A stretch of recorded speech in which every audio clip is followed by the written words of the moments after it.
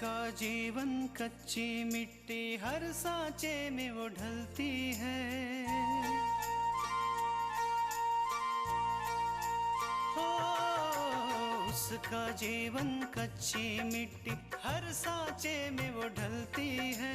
देती है जग को जियारा, खुद बाती बन जलती है। अपनों के नाम वो कर जाती है।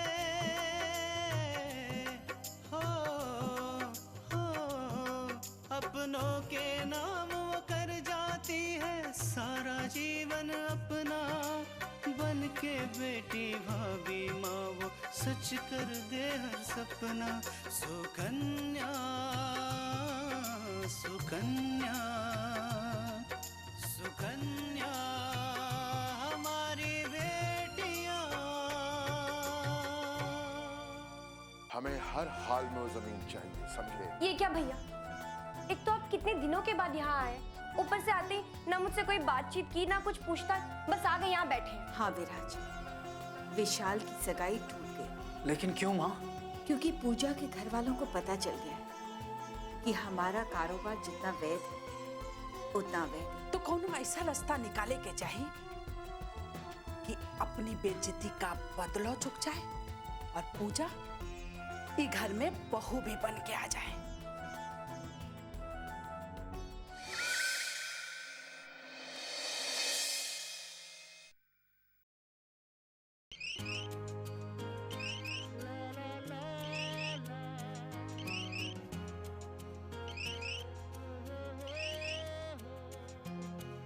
हेलो। हेलो पूजा, कैसी हो? मैं अच्छी हूँ। पता है पूजा, आज दादी से तुम्हारे बारे में बात हुई। जानती हो दादी क्या कह रही थी? दादी कह रही थी जब तक वो बाबूजी से मेरे और तुम्हारे रिश्ते के बारे में बात नहीं करती तब तक मुझे तुम्हारा ख्याल रखना चाहिए, तुमसे मिलते रहना चाहिए ताकि तुम्हें अकेलापन महसूस ना हो। अच्छा पूजा, एक बात पूछूं? अगर मैं तुमसे ये कहूं कि मुझे तुमसे अभी शादी करनी है तो तुम्हारा जवाब क्या होगा? अगर मैंने विशाल को कह दिया कि मैं तुमसे शादी कर लूंगी तो हो सकता है कि वो मेरी तरफ से निश्चिंत हो जाए और मुझ पर ध्यान देना ही बंद कर दे। मुझे उसको इस तरह से फंसाना चाहिए कि वो चाहकर भी मुझसे अलग न रह पाए। क्या सोचने लगी पूजा? जवाब नहीं दिया? मुझे सोचने के लिए कुछ वक्त चाहिए विशाल। हम चाहकर भी बहुत कुछ नहीं कर पाते हैं। ठीक है पूजा, मुझे तुम्हारे जवाब का इंतजार रहे। Okay bye. Okay bye, take care.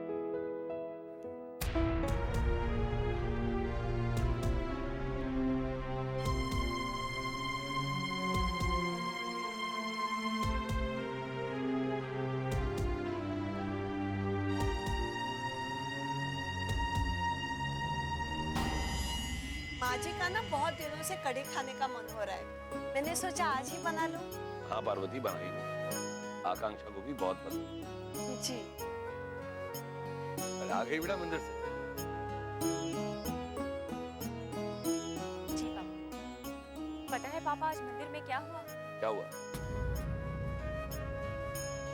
आज मुझे मंदिर में वही लड़का मिला जिसने उस दिन उस दादी की मदद की थी। अरे बेटा, फिर आज जाकर उस लड़के से बातचीत हुई या आज भी वो गायब हो गया? मुझे ऐसा लगता है कि वो ज्यादा बोलता नहीं है। मैंने ही उसे पहचाना था और उसने मुझसे सिर्फ उस दादी के बारे में पूछा और जब तक मैं उसका शुक्रिया अदा कर पाती तब तक वो चला भी गया था। बड़ा अजीब लड़का है। हाँ माँ, बहुत ही अजीब।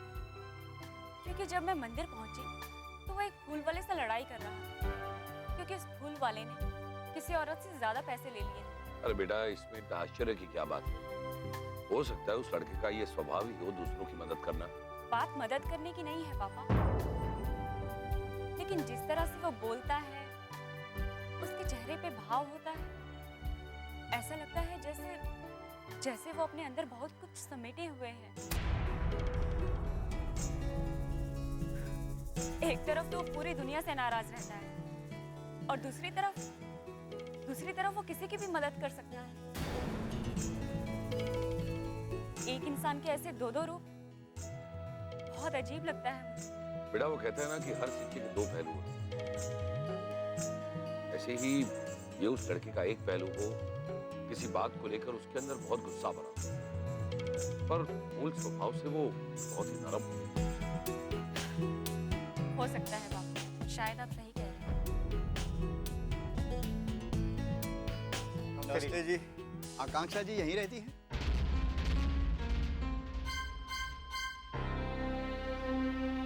जी, मैं ही आकांक्षा। हमें आपसे कुछ काम है, इसीलिए आपसे मिलने आए। जी कहिए। हमें उस बूढ़ी दादी ने बताया कि आप लोगों की मदद करती हैं, इसलिए हम मिलने चले।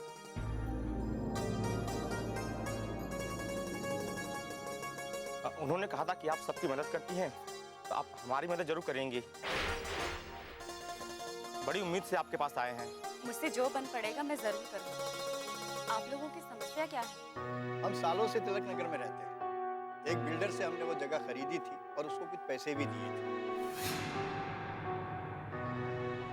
बहुत दिन तक कुछ नहीं हुआ, लेकिन अभी कुछ दिन पहले एक सेठ आए और हमसे ये कहा कि ये जगह खाली कर दो, मैं बिल्डिंग बनवाना चाहता हूँ। उन्होंने हमें वो जगह 3 दिन के अंदर खाली करने को कहा है, नहीं तो सामान सहित हमें बाहर फेंकवा देंगे। अब आप ही बताइए बहन जी, छोटे छोटे बच्चों को लेकर हम कहाँ जाएंगे? जिस बिल्डर से आपने जमीन खरीदी थी, क्या आपने उससे कोई पेपर्स या रसीद वगैरह ली थी? रसीद तो हमारे पास नहीं है दीदी। मगर बिटिया, हम हर महीने पानी और बिजली का बिल बराबर भरते हैं और उसकी रसीदें हमारे पास है। पानी का बिल, इसका मतलब आपके पास कोई पेपर्स नहीं है? नहीं। ये तो बहुत बड़ी समस्या है।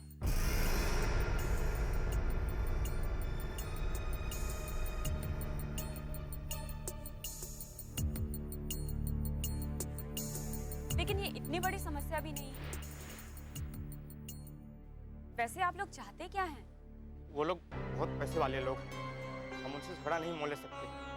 हम लोग बाल बच्चेदार हैं।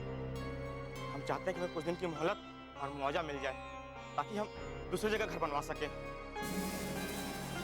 बिटिया, उस जगह पर हमारे जैसे बहुत सारे लोगों के घर हैं। हम सब ने बहुत मेहनत से पैसा जोड़ जोड़ कर वो घर बनाए। हमने कोर्ट में अर्जी भी दी है ताकि वो घर हमारे नाम पर हो जाए।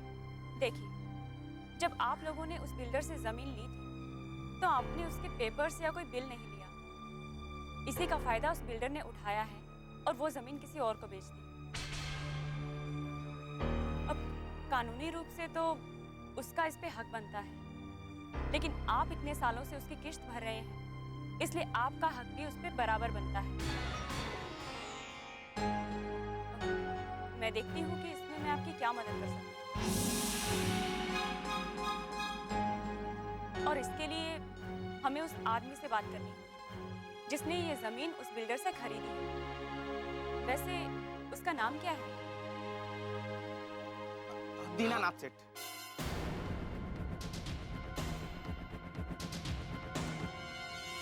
सुकन्या हमारी बेटियां,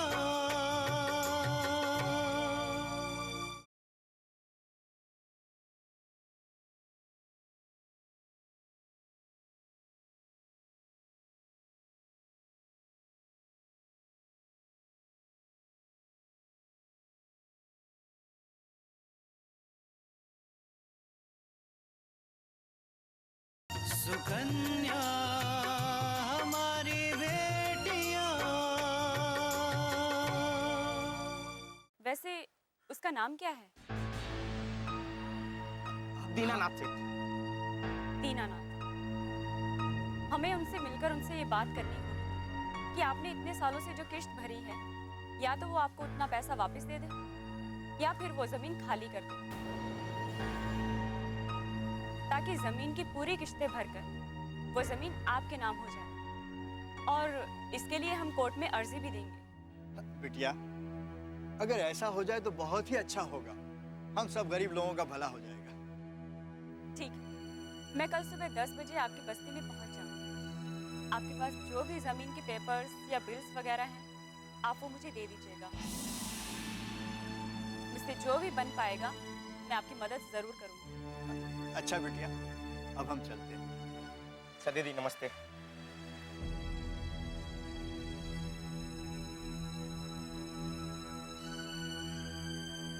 ये तो बहुत बड़ी समस्या लग रही है आकांक्षा। हाँ माँ, इसका पता तो कल ही चलेगा। लेकिन ये बिल्डर वगैरह लोग अच्छे नहीं होते बेटा। पता नहीं ये दीनानाथ आदमी कैसा है। जो भी हो, लेकिन हमें उन लोगों को न्याय दिलाना ही होगा। पर अब तुम्हें अपने आंख कान खुले रखने होंगे। और कल तुम जब वहां जाओ और कोई बात समझ में ना आए तो मुझे फोन करना बेटा, तो मैं फौरन वहां पहुंच जाऊंगा। जी पापा।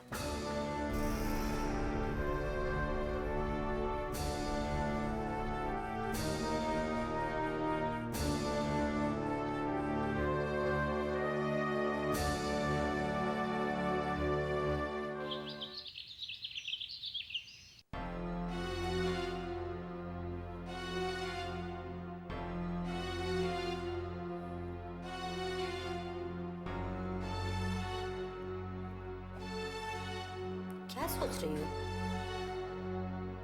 कुछ नहीं, कुछ भी तो नहीं माँ। क्या बातें हुई विशाल से? विशाल से कोई बात नहीं माँ। कुछ देर पहले तुम विशाल से बात कर रही थी ना? नहीं माँ। मुझसे झूठ मत बोलो पूजा। अगर सच पता करवाने के लिए तुम्हारे पापा या तुम्हारे भैया से मैंने कहा तो बहुत बुरा होगा।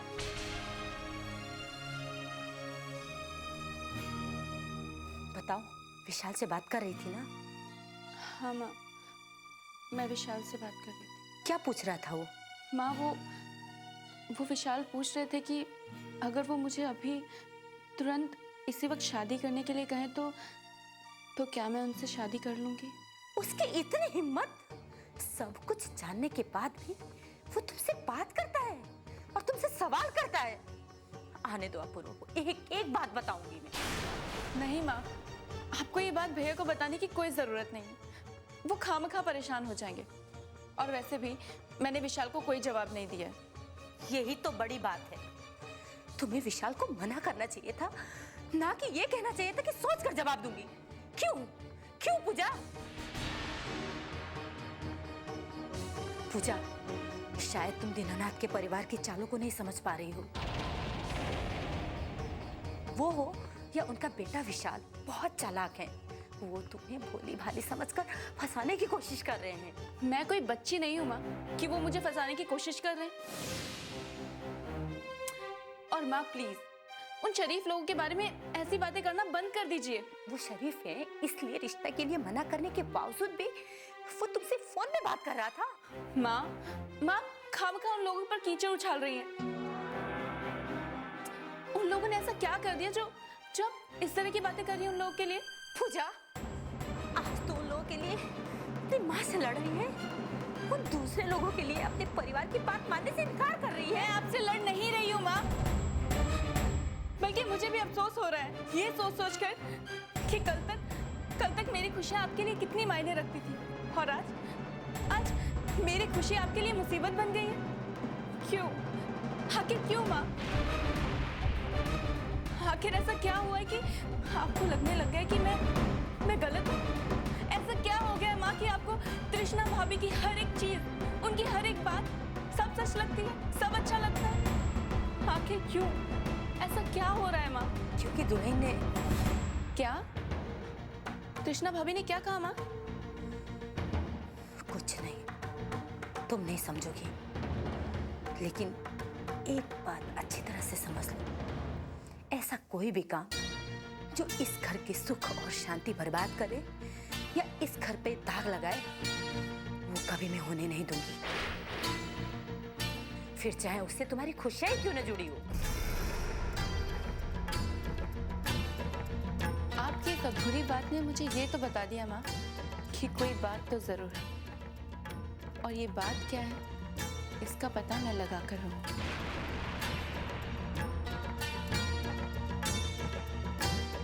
सुकन्या हमारी बेटियां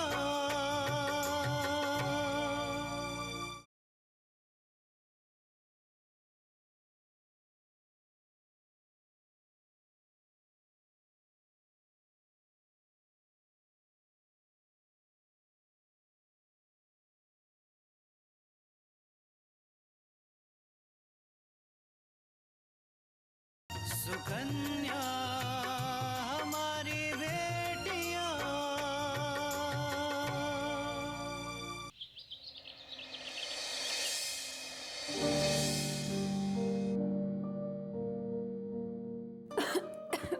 अरे इतनी भी जल्दी क्या है आकांक्षा? ठीक तरह से नाश्ता कर लो ना। नहीं माँ, मैं बहुत लेट हो रही हूँ। मुझे बस्ती वालों से मिलने तिलक नगर जाना है। देखो आकांक्षा, तुमने और तुम्हारे पापा ने मुझे जो समझा दिया है मैं समझ गई हूँ, लेकिन कोशिश करना कि ऐसी कोई भी बात ना हो जिसकी वजह से तुम्हें परेशानी हो। हाँ माँ, मैं अपना ख्याल रखूंगी। देखो आकांक्षा, तुम जैसे ही बस्ती में पहुंचो वहां के लोगों से जमीन के पेपर्स देखकर एक बार चेक कर लेना, और अगर सब पेपर ठीक है तो फौरन किसी वकील के पास चले जाना, क्योंकि आकांक्षा जब तक मैं समझता हूं तब तक ऐसे केस में बहुत जल्द स्टे ऑर्डर मिल सकता है। हाँ पापा, लेकिन पहले मुझे ये देखना होगा कि बस्ती वालों के पास जो पेपर्स हैं वो किस तरह के हैं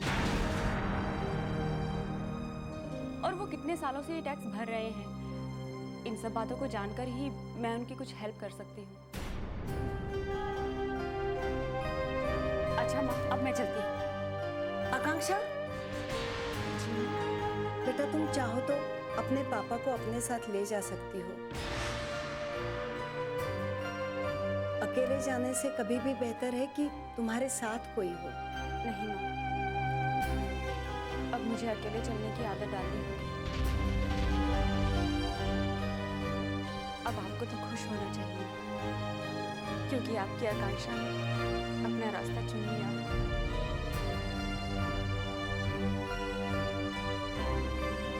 अब उसको किसी के सहारे की कोई जरूरत नहीं है, और ना ही उसकी जिंदगी में किसी और की जरूरत है। अपना ख्याल रखना।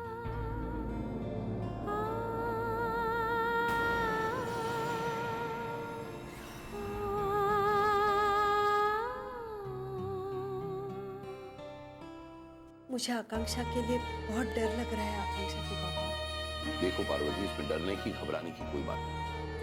आकांक्षा बहुत ही समझदार है और मुझे पूरा यकीन है कि वो ऐसा कोई काम नहीं करेगी जिससे उसे या हमें किसी को भी परेशानी हो। मैं जानती हूँ, लेकिन उसका अकेलापन आपने देखा नहीं? अपनी बात करते करते उसकी आवाज में कितना खालीपन था। सोहन के जाने के बाद वो बहुत अकेली हो गई है। पार्वती, इसीलिए तो कहता हूँ कि आकांक्षा को वही करने दो जिसमें उसका मन लगता हो। रही बात उसके अकेलेपन की, तो बहुत जल्द में कोई अच्छा लड़का ढूंढ के उसकी शादी करवा दूंगा। लेकिन वो मानेगी?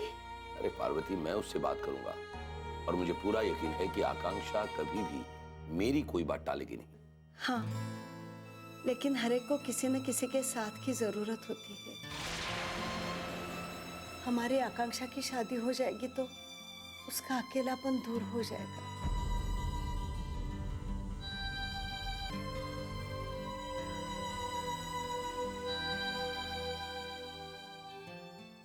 सुकन्या हमारी बेटियां।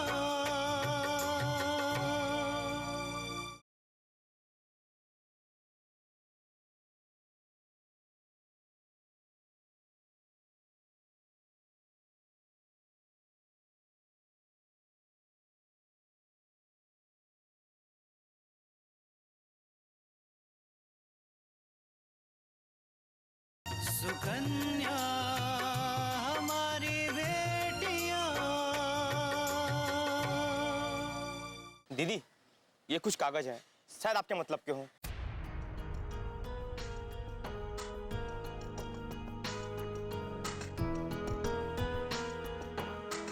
ये तो यहाँ का बिजली का बिल भरवाने की रसीदें हैं। ये हमारे बहुत काम आएंगी। अच्छा, आप लोगों के पास इसके अलावा भी कोई पेपर्स हैं क्या? नहीं बिटिया, जितने कागजात थे सब तुम्हें दे दिए।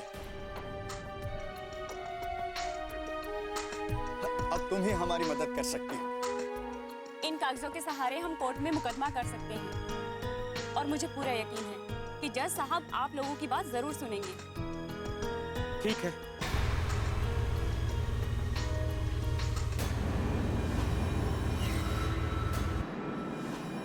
ये तो डीएन सेट के गुंडे आ गए।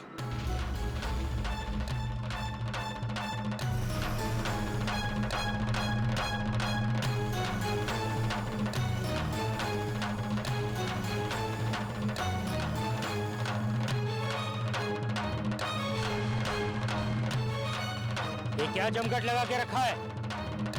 अभी तक बस्ती खाली नहीं की। इधर उधर क्या देख रहे हो?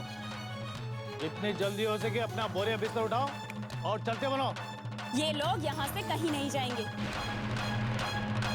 ओ मैडम, आपकी नेतागिरी कहीं और जाके कीजिए। फिलहाल इनको बस्ती खाली करने दो। ये जगह इनकी है और मैं इन्हें यहाँ इनका हक दिलाने के लिए आई हूँ। या तो ये जमीन इनको मिलेगी या फिर तुम्हारे सेठ को इन्हें इनका मुआवजा देना होगा।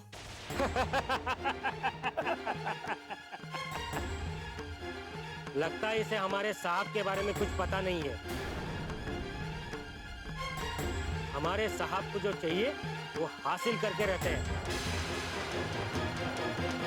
हमारे साहब ने जमीन खाली करवाने के लिए किसी को एक फूटी कौड़ी तक नहीं दी है।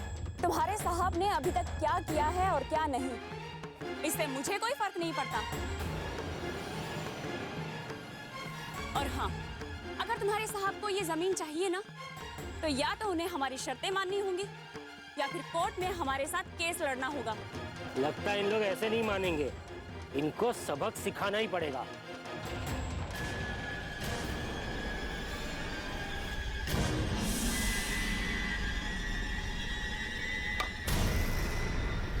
देखिए, मेरा यकीन रखिए, ये लोग आपको एक चोट तक नहीं पहुंचा सकते हैं और ये सिर्फ आपको डराने के लिए ये सब कर रहे हैं। अगर आप लोगों को आपका हक चाहिए तो आपको इनका सामना करना ही होगा। तो अब ये लोग हमारे साथ लड़ेंगे? नहीं, ये लोग लड़ेंगे नहीं। और अगर तुम लोग इन्हें मारना भी चाहोगे ना, तो भी ये लोग कुछ नहीं कहेंगे। लेकिन हाँ, जब तक इन लोगों में से एक भी आदमी जिंदा रहेगा ना, ये लोग यही रहेंगे, यहाँ से कहीं नहीं हटेंगे।